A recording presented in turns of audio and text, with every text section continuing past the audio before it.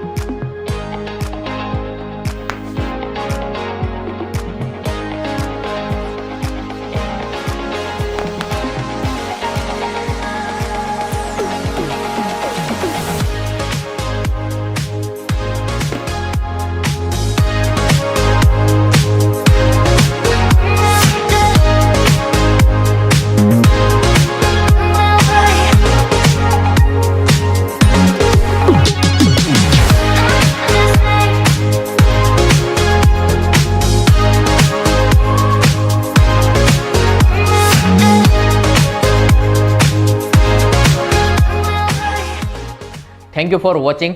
Stay healthy, stay fit.